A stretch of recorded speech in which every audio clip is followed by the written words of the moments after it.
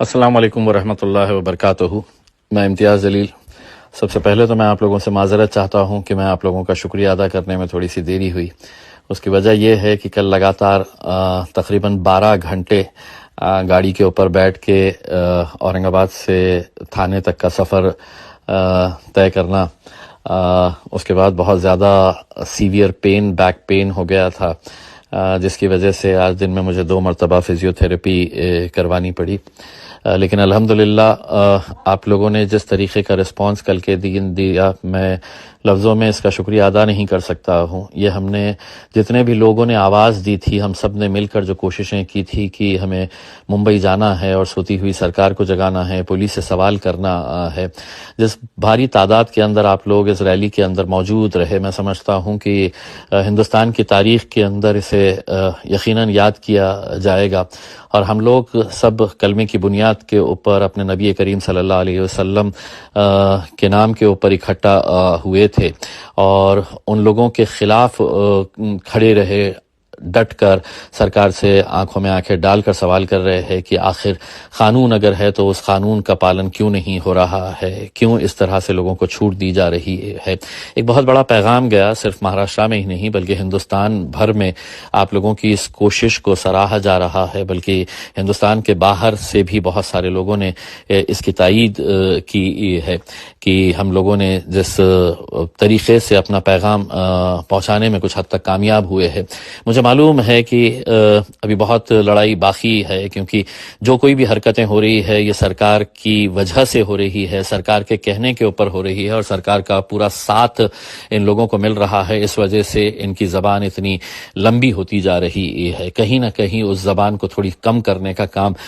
ہم لوگوں نے اتنی بڑی ریلی کے ذریعے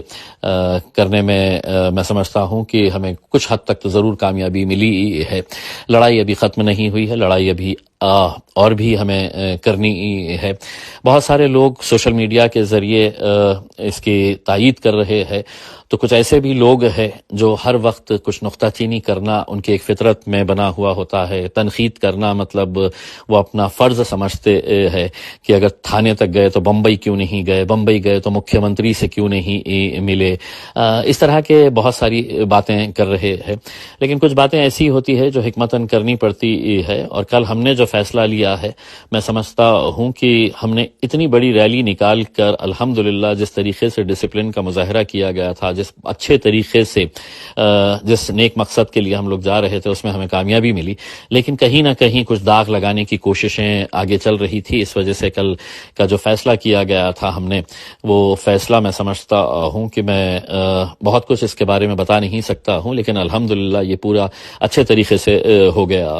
ہے۔ تو میں آپ سبھی لوگوں کا تہ دل سے شکریہ ادا کرتا ہوں ایک مرتبہ پھر سے، اور آپ کو یہ کہنا چاہتا ہوں، اور خاص طور سے ان لوگوں کو کہنا چاہتا ہوں کہ عاشق رسول کی حیثیت سے مجھ سے جتنا ہو سکتا ہے میں نے کیا ہے۔ اگر مجھ سے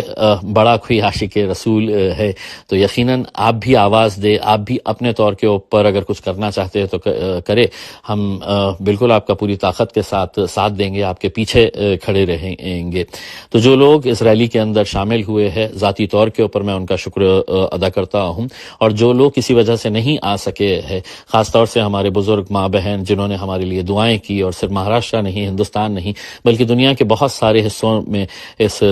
کی کامیابی کے لیے دعا کی گئی تھی، تو میں ان تمام لوگوں کا تہ دل سے شکریہ ادا کرتا ہوں۔ جزاک اللہ خیر۔